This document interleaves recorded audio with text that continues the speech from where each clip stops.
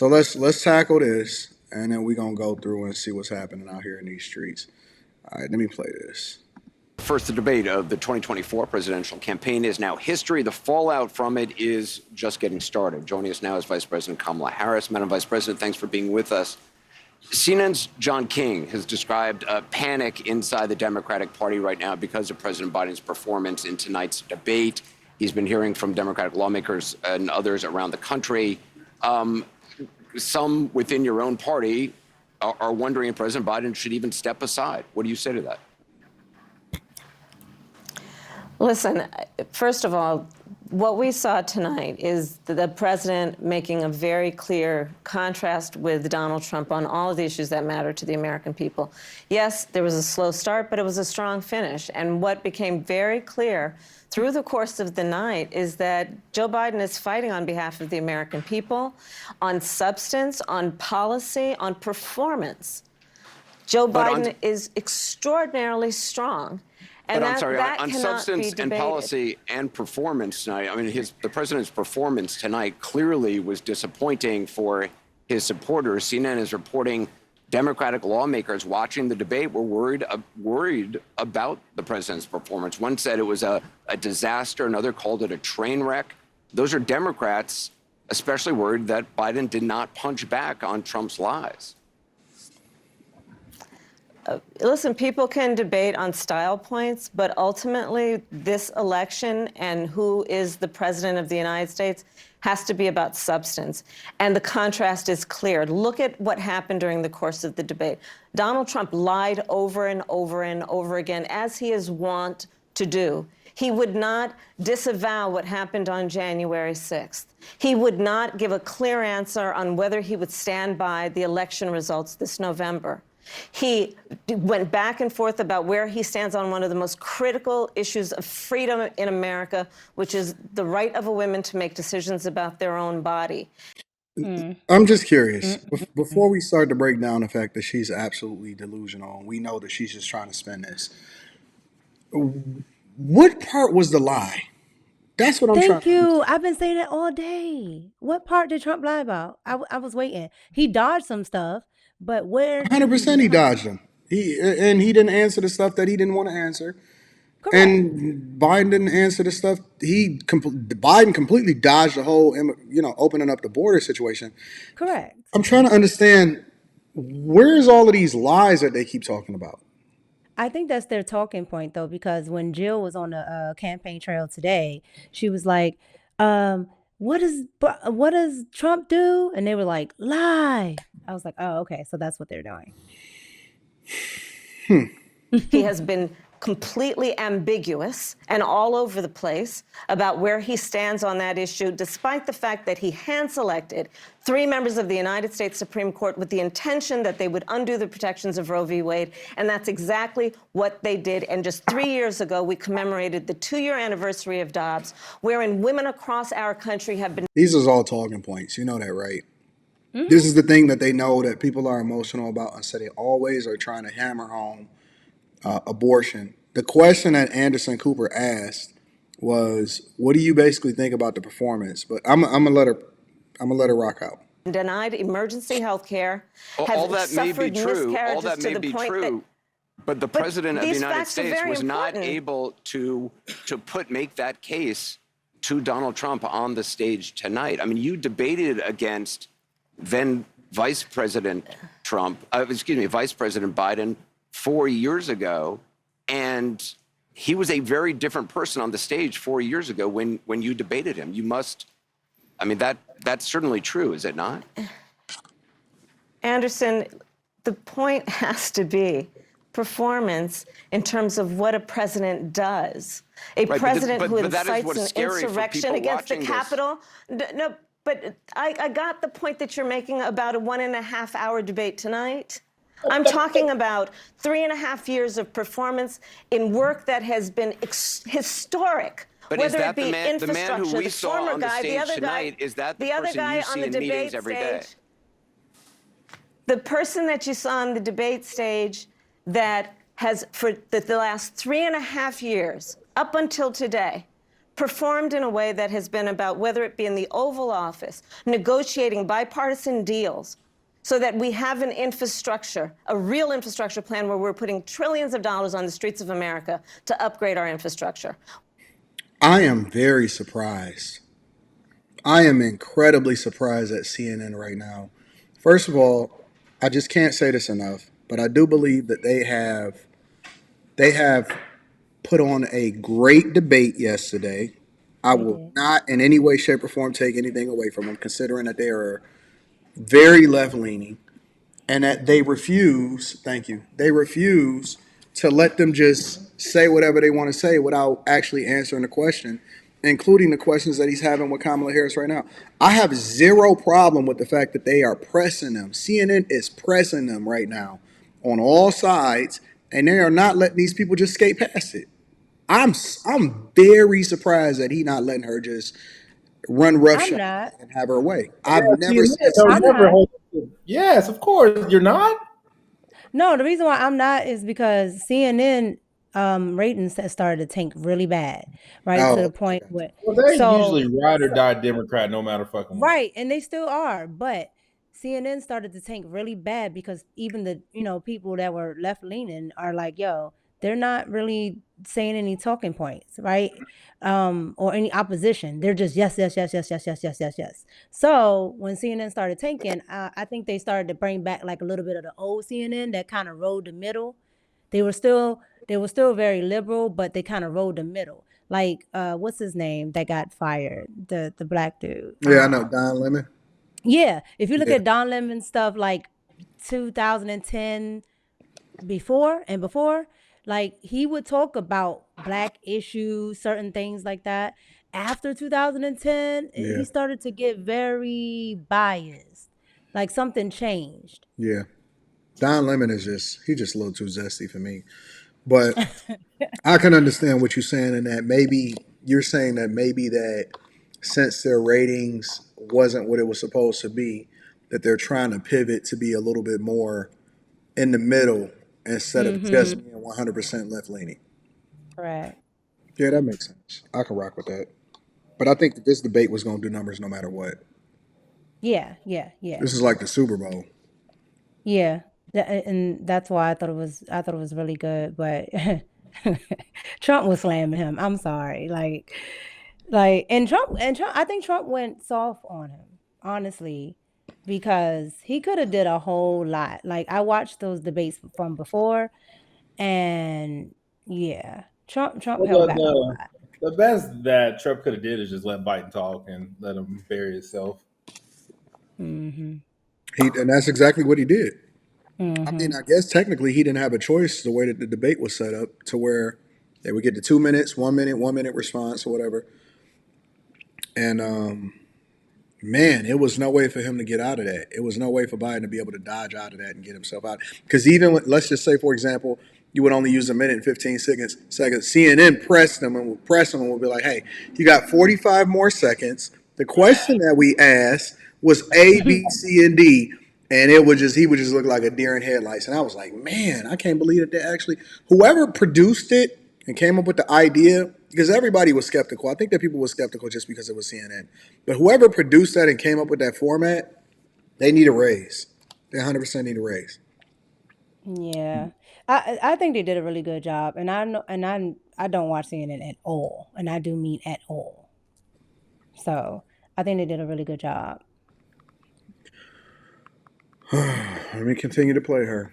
Whether it be the person I see in the Oval Office who is meeting with heads of the military and the intelligence community and in the Situation Room, ensuring the safety of America. The person I see in Joe Biden on the world stage, convening world leaders who often ask for his advice, most recently just during the G7 conference. So I'm not going to spend all night with you talking about the last 90 minutes Oh, she when a I've been modern. watching the last 3.5 years of performance. But this was a debate that your campaign wanted. You pushed for this debate at this moment. I mean, you can't honestly say, I mean, can you say that you are not concerned at all having watched the president's performance tonight? It was a slow start. That's obvious to everyone. I'm not going to debate that point. I'm talking about the choice in November. I'm talking about one of the most important elections in our collective lifetime. And do we want to look at what November will bring and go on a course for America that is about a destruction of democracy, electing a man who has said he'll be a dictator on day one? Or do we want to continue on a course that's about strengthening America's economy, building and creating 15 million American jobs, over 800,000 manufacturing jobs? I got that this is the afterplay for the debate, this conversation that I'm in, and I understand why everyone wants to talk about it, but I think it's also important to recognize that the choice in November between these two people that were on the debate stage involves extraordinary stakes. And there's one person on that stage who has the endorsement of their vice president, and that's Joe Biden. Mike Pence is nowhere to be found in supporting Donald Trump, and that's why he has to look for someone else to run with him who, as we know, will embolden and rubber stamp whatever he wants, because they're going to have to make a choice to not be Mike Pence and to put Donald Trump over their country. Neither person on that stage tonight made the argument as coherently as you just did. You mentioned reproductive rights. I'd like to just play that exchange that we saw tonight.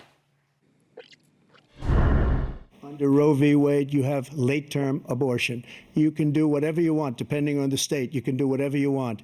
We don't think that's a good thing. We think it's a radical thing. We think the Democrats are the radicals, not the Republicans. For 51 years, that was the law. 51 years, constitutional scholarship said it was the right way to go. 51 years, and it was taken away because this guy put very conservative members on the Supreme Court. He takes credit for taking it away. What's he going to do? What's he going to do, in fact, if the MAGA Republicans, he gets elected, and the MAGA Republicans control the Congress, and they pass a universal ban on abortion, period, across the board at 6 weeks or 7 or 8 or 10 weeks, something very, very conservative. Is he going to sign that bill? I'll veto it. He'll sign it. To someone who watched this debate tonight and has serious concerns about the President of the United States, what do you say to them about what they just saw? They saw they witnessed the fact that if Donald Trump were elected to be President of the United States this November, he will sign a national abortion ban. Take him at his word. He said he would when he was president before. He said if it came to his desk, he'd sign it. There's no reason to believe anything would change. A national abortion ban means that folks in New York, California, Maryland, all these other states that have protected the right of a woman to make decisions about her own body and not have her government tell her what to do will be at risk. That's what you should take away from that discussion. And just finally, Joe Biden was very clear. He will sign back back into law the protections of Roe v. Wade. The person we These are saw big tonight, issues, the president we saw substantive tonight on that issues. stage, is that how he is every day? I'm gonna play. You know she's about to allow him. She take a deep breath. I'm gonna just pause. I'm about to hit the play button. All right, let's roll. Joe Biden that I work with every day is someone who, as I have said, has performed in a way that has been about bringing people into the Oval Office, Republicans and Democrats, to compromise in a way that is extraordinary these days because it just doesn't happen, but Joe Biden can make it happen. The Joe Biden I see is someone who goes to our allies around the world and strengthens NATO to the point that there are 2 new members of NATO who just about 4 years ago, people said, is NATO even have a reason for existing? The Joe Biden I know is someone who has delivered 800,000 new manufacturing jobs and bringing manufacturing back to the United States, not shipping jobs out like Donald Trump did. So that's the Joe Biden I know. Vice President Kamala Harris, I appreciate your time. Oh my Listen, goodness. ain't no way you can spin this.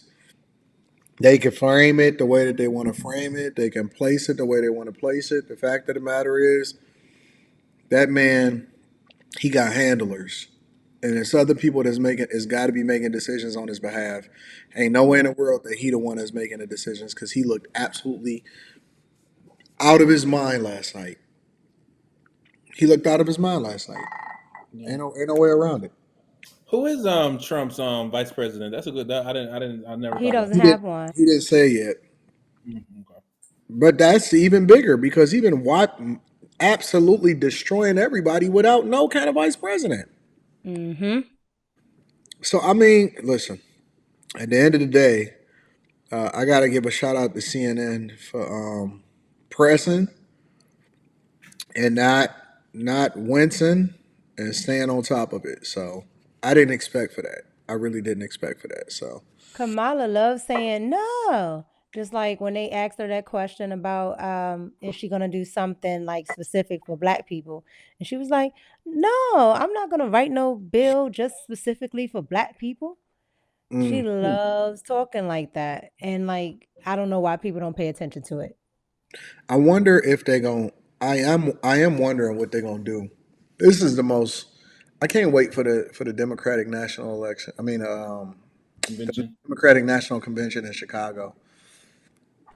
And they have it in Chicago Hmm. Why?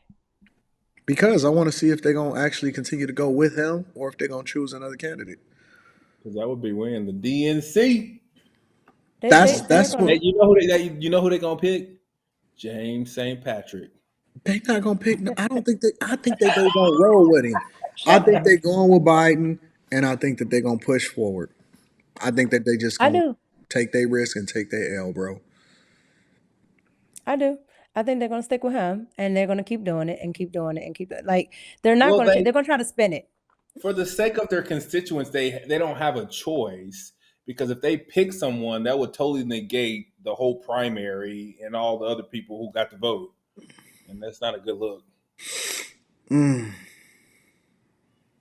mm. I I But couldn't do it. this could be their plan all along, though. Like we gonna Debo our way out and just put the dude in that we want. That could be a play. Oh no, they want Biden because they're able to do what they want. It'll kind of be like the Bush era, where But Bush Biden is wasn't losing able to people do. who voted for him last year. And Biden, he's the losing last people who voted for him last year. Like legit. They like fucking Trump. Well, I'll suck your dick. Like where you at? Like, they hated Trump last year. They weren't even voting for fucking Biden. They were voting against Trump last time. Now they're like, this nigga is an idiot. He's a fucking idiot. If you ask most people that prior to this debate, because I've had a lot of conversations with a lot of people, if you ask most people prior to this debate why they were voting for Biden, most of them said just because they didn't like Trump. Mm-hmm. People was not necessarily saying that they was voting for Biden because they actually think that Biden is a great president. But I think it's going to be a hard sell. This is a hard sell to just to say, yo, I'm going with him no matter what. It's a hard sell. But it's crazy though that that people even put him in there in the first place. And then the fact that you're voting for someone because you don't like somebody else. Like it's not about policies. So that tells me you're not even looking at the policies. You don't care what he's doing. And then when something happens, you're like, "Oh, why is this happening?" So that tells me you don't even know about any of the issues, what he runs on, what he's planning on vetoing, voting for, yada yada.